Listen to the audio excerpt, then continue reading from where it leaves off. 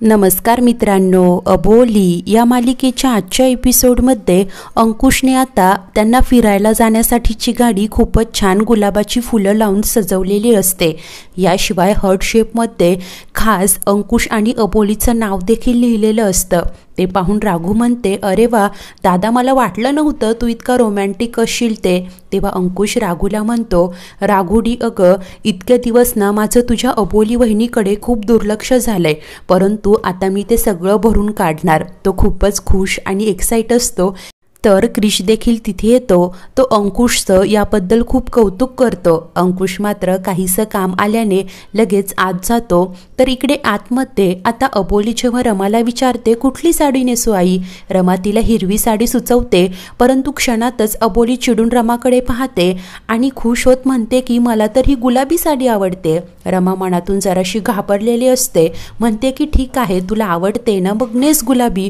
परंतु अबोली लगेचच ती गुलाबी साडी बाजूला ठेवते आणि पुन्हा खुश होत म्हणते की ठीक आहे, तुम्ही म्हणताय ना हिरवी, तर मग हिरवीच नेसेन। रमा म्हणते, ठीक आहे, तुला आवडली ना तर नेस, मग लवकर आवरून घे, मी आहेच बाहेर। आणि रमा आता घाबरतच तिथून बाहेर निघून जाते। तर अबोली मात्र लगेचच दरवाजा बंद करून घेते। इकडे बाहेर आता क्रिश आणि राघू दोघेच गाडीजवळ उभे असतात। तेव्हा क्रिश त्याने आणलेली अंगठी राघूला दाखवतो। ती पाहताच राघू खुश होत म्हणते, अरे वा, किती छान आहे ही। क्रिश म्हणतो, आवडली ना तुला? राघू बोलते, होय, ही अंगठी माझ्यासाठी आहे, परंतु तू का आणलीस रे क्रिश? पाहिलं तर तो चिडेल रे। तेव्हा क्रिश हसूनच म्हणतो, राघू अगं, तुझ्या भावनांना जरा आवर घाल, कारण ही अंगठी ना तुझ्या दादानेच मागवलीये, तुझ्या अबोली वहिनीसाठी। तेव्हा राघू चिडूनच म्हणते, काय रे क्रिश, सांगायचंच ना मला आधी। तितक्यात अंकुश तिकडे येतो। तेव्हा क्रिश मुद्दाम म्हणतो, चौकीत तुम्ही ओरडता आणि इथे बघा ही मला मारतीये। तेव्हा आता अंकुश म्हणतो, काय ग राघुडी, तू तर लग्नाच्या आधीच सुरू झालीस का?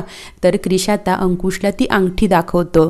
अंकुश खुश होतो आणि क्रिश व राघूला सांगू लागतो की मला तर असं वाटत होतं की मी अबोलीला गमावून बसलोय, परंतु जे काही होतं ना ते चांगल्यासाठीच। आज मी माझ्या मनातलं सगळं काही तिच्यासमोर एक्सप्रेस करणार आहे। तेव्हा राघू म्हणते, होय दादा, तुझ्या मनात जे काही आहे ना ते सगळं तू वहिनीला सांग। आणि आता अंकुश पुन्हा एकदा आत येतो आणि रमाला विचारतो, काय ग, अबोली तयार झाली का? होकार देते आणि अंकुशला घाबरतच जरा सांभाळून राहा असं सांगते। तेव्हा अंकुश म्हणतो, काय रमा, मी आहे ना।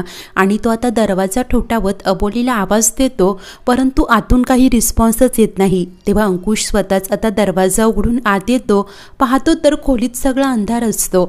अंकुश म्हणतो, काय ग, हे अंधार का केलाय तू? झाली का तुझी तयारी? आणि तो आता लाईट ऑन करतो। समोर पाहतो तर अबोली ती हिरवी साडी नेसून तोंडावर पदर घेऊन बसलेली असते। अंकुश म्हणतो, चल अबोली, आणि तो तिच्या प्रेमाने खांद्यावर हात ठेवतो। अबोली मात्र घट्टपणे त्याचा हात पकडते। अंकुश धक्क्यानेच म्हणतो, काय हे, काय करतेय तू? अगं, लागतंय मला। आणि तो आता कसा बसा स्वतःचा हात सोडवतो। त्यानंतर तो प्रेमाने अबोलीशी बोलायला जातो आणि हळूवार तिचा पदर बाजूला करतो, परंतु अबोलीचं ते विचित्र विलक्षण रूप पाहून अंकुशला मोठा धक्काच बसतो। अबोलीने डोक्याला कुंकू लावलेलं असतं, केस मोकळे सोडलेले असतात, डोळ्यात अस्ताव्यस्त काजळ घातलेलं असतं आणि ती रागानेच अंकुशकडे लूक देते। अबोलीचा तो अवतार पाहून त्याला मोठा धक्काच बसतो। अंकुश धक्क्यानेच अबोली हे काय आहे असं विचारतो। अबोली विचित्र आवाजात म्हणते, अबोली नाहीये, बहुरूपी आहे मी, जा जाऊन विचार रमाला, मी आलोय, तिला सगळं माहिती आहे। तिचा तो आवाज ऐकून अंकुश घाबरून दचकून बाजूला खाली पडतो आणि अबोली मात्र आता बेडवर उभी राहते। अंकुश धक्क्यानेच विचारतो, अबोली अगं, हे काय बोलते तू? अबोली मात्र तिचे हात ताठ करत अकराळ विकराळ रूप धारण करून रागानेच कुणालाच नाही सोडणार, मी आलोय, त्या अबोलीला तुला कुणालाच नाही सोडणार असं बडबडत असते।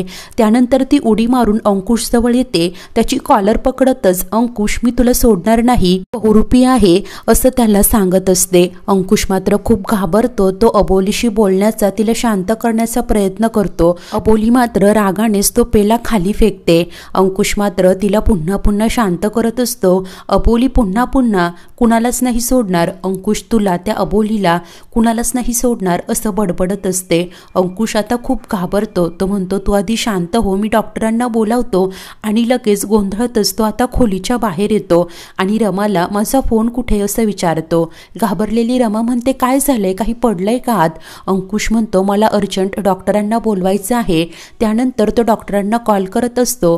तेव्हाच इकडे रमा, आजी, राघू, नीताही आलेली असते। या सर्वच जणी आता आत डोकावतात आणि समोरील ते दृश्य पाहून त्यांना मोठा धक्काच बसतो। नीताही खूप घाबरते, परंतु हुशार नीता लगेचच मोबाईल काढून अबोलीचा व्हिडिओ बनवते। अबोली विचित्रपणेच वागत असते तर रमा पटकन दरवाजा बंद करते। अबोली आता स्वतःशीच म्हणते आता माझा खेळ सुरू। तर इकडे आता अंकुश पुन्हा एकदा आत जायला लागतो, परंतु रमा त्याला अडवत म्हणते अंकुश माझं ऐक, तुझ्या जीवाला धोका आहे, आजची रात्र वैऱ्याची आहे आणि अरे तिने तिच्या हातातील धागा सुद्धा काढून ठेवलाय। रमा आणि राघू देखील त्याला खूपदा थांबवण्याचा प्रयत्न करतात। अंकुश चिडूनच म्हणतो तुझं पुन्हा सुरू झालं का? अगं स्ट्रेसमध्ये आहे ती, तिला आत्ता माझी गरज आहे। परंतु रमा मात्र त्याला अडवते। अखेरीस अंकुश काही ऐकत नाही तर त्याच वेळी अबोली आतून मुद्दामहूनच दरवाजा ठोठावत दार उघडा, मला का कोंडलंय असं बहुरूपीच्या विचित्र आवाजातच बोलत असते। ते ऐकून रमा म्हणते बघितलंस ना, हा अबोलीचा आवाज नाहीये, अरे तिच्यावर बहुरूप्याची सावली आहे। तर इकडे अबोली दुःखी होत मनाशी बोलते की अंकुश सर, आई मला माफ करा, परंतु मला नाईलाजाने हे सगळं नाटक करावं लागतंय। प्रश्न आपल्या सगळ्यांच्या जीवाचा आहे। तेव्हाच अंकुश दरवाजा उघडतो। अबोली रागानेच त्याच्याकडे पाहत असते। सर्वच जणी खूप घाबरून जातात, परंतु क्षणातच अबोली येऊन अंकुशला रडतच मिठी मारते आणि दार का बंद केलं होतं, आपल्याला तर जायचं होतं ना असं विचारू लागते। अबोलीचं हे विचित्र वागणं पाहून अंकुशला देखील मोठा धक्काच बसलेला असतो। तो धक्क्यातच असतो। तर नीता म्हणते की नक्की काय खरं आहे, ही साधी भोळी अबोली की मगाशी बेडरूममध्ये असलेली भूत शिरलेली ती अबोली? असं घाबरलेलं पाहून अबोली काय झालंय असं विचारते। तर नीता जपमाळ हातात घेतच म्हणते भूत शिरलंय का तुझ्यात? अंकुश रागानेच तिला काही बोलूच देत नाही। तर आजी म्हणते तुझं काय ग इकडे काम? नीता घाबरूनच म्हणते अगं साखर संपली होती, ती घ्यायला आले होते। आजी म्हणते मग काय साखरेचा डबा तुला ठाऊक नसो का, जा घेऊन जा। त्यानंतर अबोली रूममध्ये येते। आरशासमोर उभी राहून ती आता मुद्दामहून अंकुशला असं दाखवून देते की हे सगळं आपोआपच घडून गेलंय आणि हे सगळं कसं झालं असं त्याला विचारते।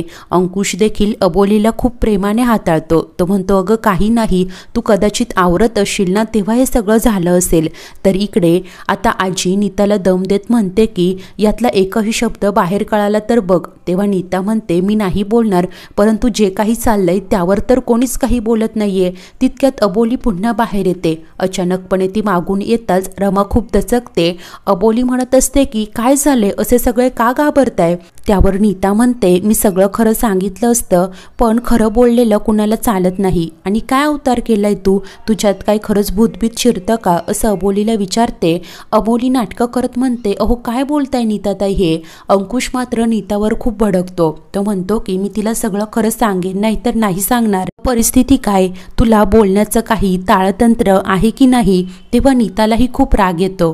ती म्हणते की मला ना तुमच्या या भानगडीत पडायचंच नाही आणि वैतागत पायापटत आता बाहेर येते। अंकुश अबोलीला घेऊन आत जातो।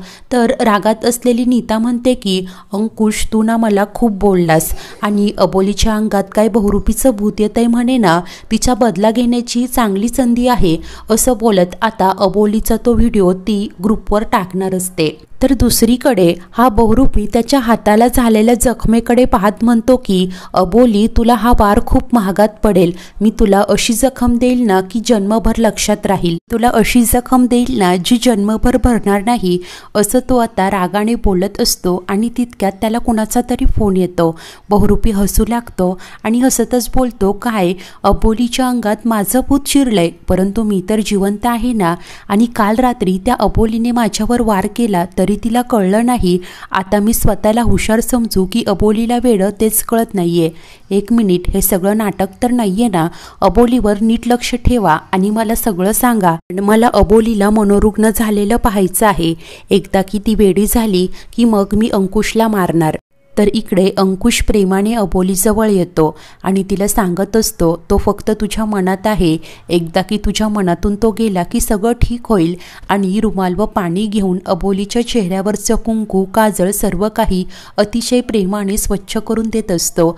अबोली मनाशी म्हणते की सर, तुम्ही किती प्रेम करता माझ्यावर, परंतु मला काही दिवस हे नाटक असंच सुरू ठेवावं लागणार, कारण तो सगळीकडून माझ्यावर लक्ष ठेवून आहे. एकदा की माझा संशय खरा ठरला ना, मी तुम्हाला सगळं काही सांगेन, काही सिद्ध करण्याची गरजच उरणार नाही. तर अंकुश आता अबोलीचा चेहरा पुन्हा पूर्ववत करतो.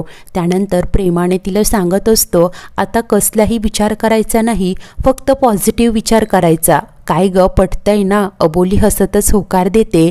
त्यानंतर अंकुश प्रेमानेच तिचे केस विंचरत तिची वेणी बांधून देतो आणि आता सामान घेऊन बाहेर जातो. तेव्हा अबोली मनाशी म्हणते, सर मला माफ करा, माझ्या हातून आज महापाप झालं. तुम्ही माझ्या पाठीशी खंबीरपणे उभे आहात ना, म्हणूनच मी या सगळ्याचा सामना करू शकते. तर पुढील भागात अबोली स्वतःशी म्हणते, बहुरूपी, आज तुझी जी ताकद आहे ना त्यावरच मी वार करणार, तुला माझ्या समोर यावंच लागेल. त्यानंतर मुद्दामहून चाळीत जेव्हा काहीतरी कार्यक्रम सुरू असतो, अबोली तिथे तमाशा करणं सुरू करते. केस अस्ताव्यस्त करते, डोक्याला कुंकू लावते आणि विचित्र आवाजात, मीच तो महानट, मीच तो बहुरूपी, मी खूप महान नट आहे, कॉलेजमध्ये असल्यापासून मी अभिनय करायचो, असं चाळकरांना सांगत सुटते. सर्वच जण धक्क्याने पाहत असतात. बहुरूपी देखील अंगावर रग पांघरून आणि टोपी घालून बाजूलाच लपून अबोलीकडे पाहत असतो. मनाशी म्हणतो की माझ्याबद्दल हिला इतकं सगळं कसं कळालं. त्यानंतर अबोली म्हणते की मी एक दळभद्री नट आहे, मला अभिनय कधी जमलाच नाही, माझी कार्तिकी मला सोडून गेली, तिनेही कायम मला कमीच लेखलं, असं अबोली बडबडत असते. तिचं ते बोलणं ऐकून बहुरूपी मनाशी म्हणतो, तू माझा अपमान केलाय, आता तुला जन्माची अद्दल घडवायला भेटावंच लागेल.